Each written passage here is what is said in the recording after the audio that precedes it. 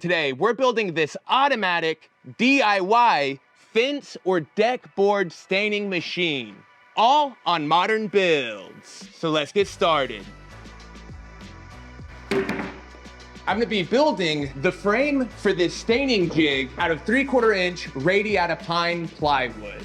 The pieces I'm cutting now are gonna make up the base or the drainage trough that everything else is gonna build and attach to. This whole project is inspired by this expert staining machine, which runs for $5,000 MSRP. And now that I'm looking at this, I think the 9-inch sidewall is a little high. I'm gonna cut these down on my table saw to a width of 6 inches. After making this adjustment, it was time to glue and nail this together. I want this base to be sturdy and waterproof, so I've got a solid bead of wood glue across the whole joint. The brushes and rollers are gonna sit above this catch tray, and all of the excess stain is gonna drain into this. This is looking awesome so far, and next we're gonna make the housing that holds our rollers. We're gonna need 2 of these, 1 on each end. I need to cut 2 more strips at 9 inches wide.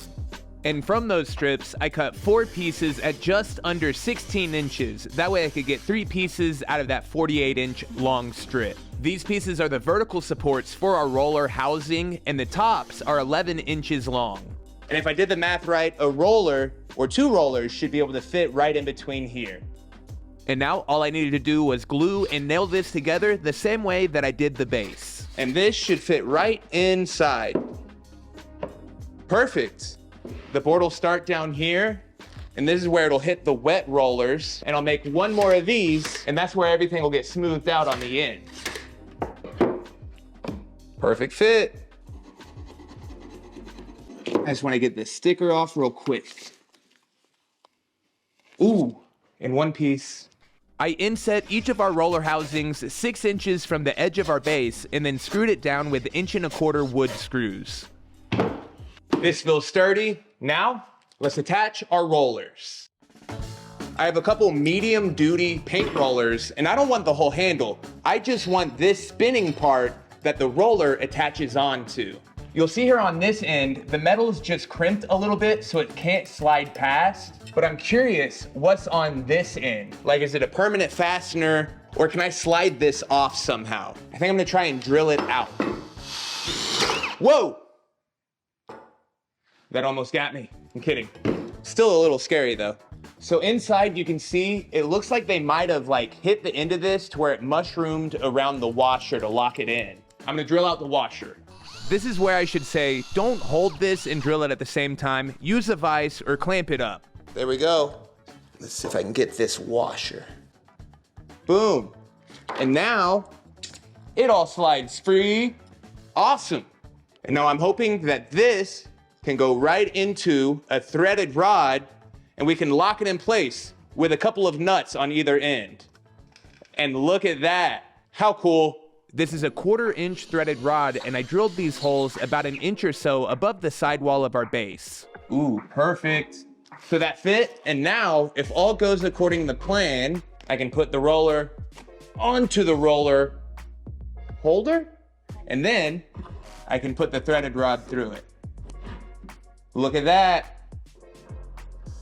And so next I'll just mark where I want to cut this, and then I'll use my angle grinder with a cutoff wheel to shorten this 1/4-inch all thread down. And next I need to figure out where I'm going to put holes so I can sandwich it with another roller on top. This is probably the lowest we'll go, and I'll have it be able to raise up in case you're using 2x material. I drilled a hole at the bottom and the top of this groove that I ended up cutting out with the jigsaw, and this is where the top roller is going to be able to slide up and down and then lock in place so everything's adjustable. So now, let's thread our roller. Each side will get a washer and a wing nut, and that'll make this easy to adjust.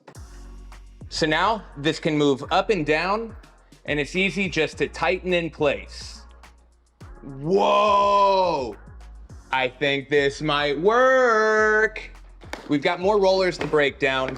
This one matches my old roller that I'm sacrificing to the project. And after the last one's broke down so easy, I just wish I got 4 of those. Fingers crossed though, this goes well. So it turns out the parts in this one are the same as the other. And it comes apart pretty easy. Use a vise. I did a complete copy for the roller placement on our outfeed side.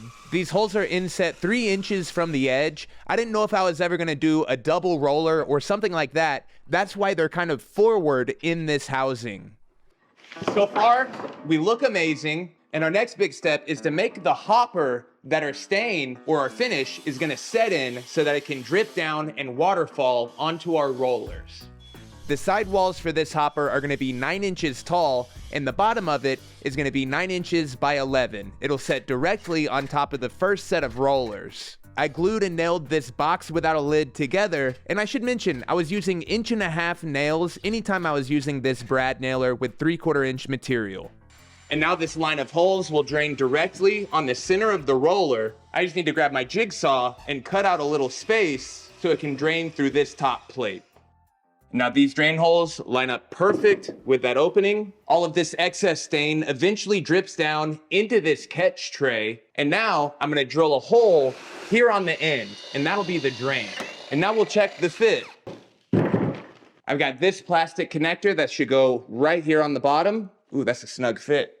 We'll pretend for a second like this is our stain bucket. So this is eventually just gonna move down here, where we've got our drain hose feeding into our bucket and our water pump feeding the stain back up into the hopper.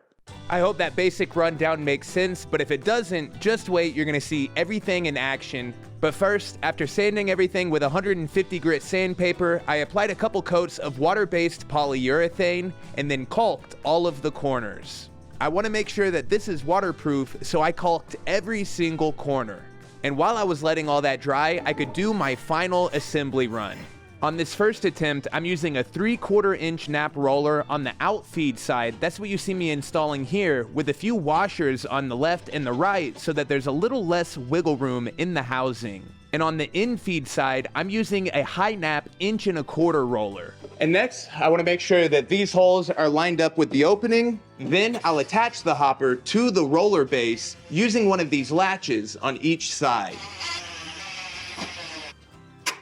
That's locked in. I feel good about that, and I think there's nothing else to do other than just try it. I'll set this up on a couple of sawhorses in the backyard, and I'll make sure that on the outfeed side, I put a shim underneath it so that everything drains towards the hole we made. But first, I want to give a big thanks to the sponsor of today's episode, Squarespace. If you need a website or an online store, why not build it yourself? And that has never been easier with Squarespace's cutting-edge design tools like Blueprint AI, Squarespace's AI-enhanced website builder.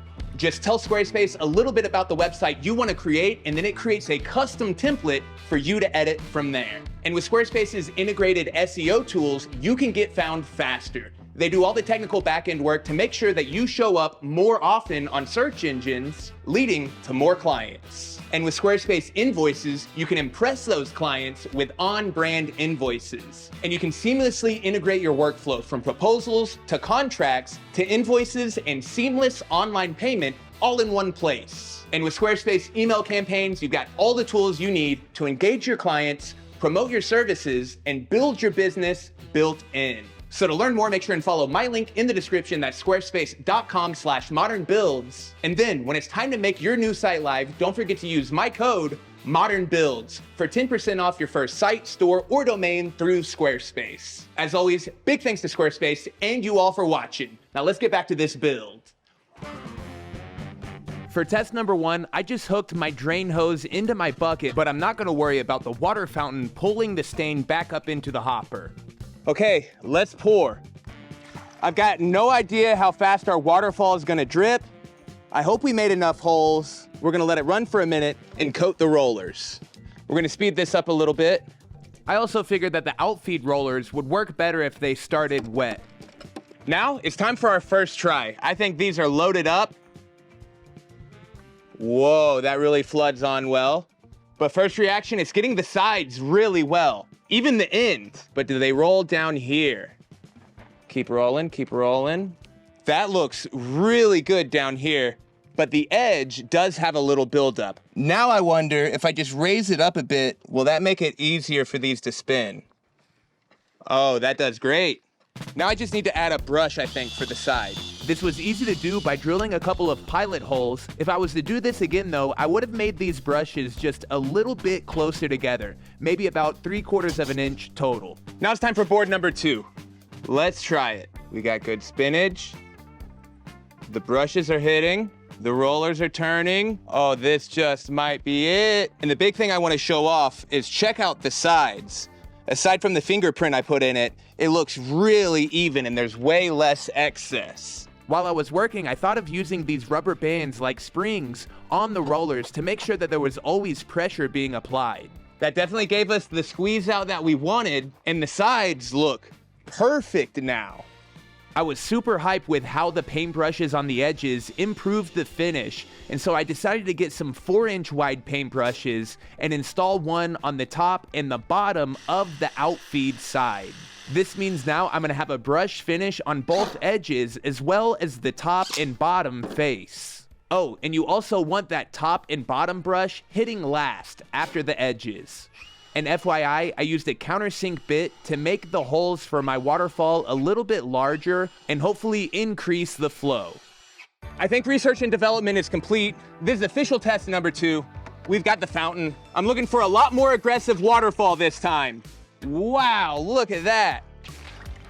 This bucket down here is filling, and once it hits a certain point, I'll turn on this pump and feed the excess strain up into the hopper. I think that's gonna keep everything more liquid. I just wish I got a pump with an auto shut on and off. Like once it filled up, it kicked itself on. I'll leave a link to one in the description though. I think the level's high enough now. Let's kick it on. Whoa, look at it go. And then there was a problem. It's having a hard time going up the hose. I'm gonna take a little bit of the climb out of it, let it fill up, and hopefully that'll help make a siphon. Unfortunately though, that didn't work. We need less hose. That's the first time I ever said that. Okay, what if we shorten the hose? Just needs a stronger pump or it needs to sit a little higher. Yep, it just can't keep the flow up. Shootin' heck. And now we've got our 16-foot boards. It's time for the real test. So as you can tell, I'm just gonna be manually refilling my hopper when the drain bucket fills. Whoa, this is our best look yet. Adding the brushes makes it look even nicer. I'll be leaning my boards up against the fence to dry. Wow, best stain yet. With board number 2, I got even more excited. Adding these finish brushes on the outfeed side give us an even higher level finish. That looks so good. We've perfected it. Another huge adjustment that I made was using 3/8 inch nap rollers both on the infeed and outfeed side. These roll more freely, and you can still see I get a really good flood coat on the infeed side. And I had minimal touch-ups. Cool. That's easy to clean up. The waterfall was now running enough to get a proper flood coat and everything smoothed out on the outfeed side. Brother, come on. This is super pro. In total, I had 56 of these boards to stain for a deck that I'm building. That video will be out very soon. I'll make sure and leave a link to that in the description once it's live. I'm really happy that I made this machine 48 inches long. Even with a 16-foot board, it's able to balance itself without tipping over. And it helps a lot to make sure that these brushes, the top and bottom, are the last things that hit the board after these edge brushes. And FYI, a manual setup here with no pump is totally doable. I'm not gonna lie, I am totally shocked with how well this works and how fast it's been to stain basically 60 boards. The quality is up there. It's definitely super pro. Maybe not quite as super pro as that $4,500 machine, but this saves so much time and energy. I'm excited to install these deck boards. Every edge didn't get hit perfectly, but the tops and the bottoms look so nice. All you gotta do is address it quickly with a foam brush if there was any buildup anywhere, and then you're on to the next board. I wanna hear your thoughts though in the comments down below. Do you think this thing is cool? Would you try making and using one? And if so, what kind of alterations do you think could improve this design?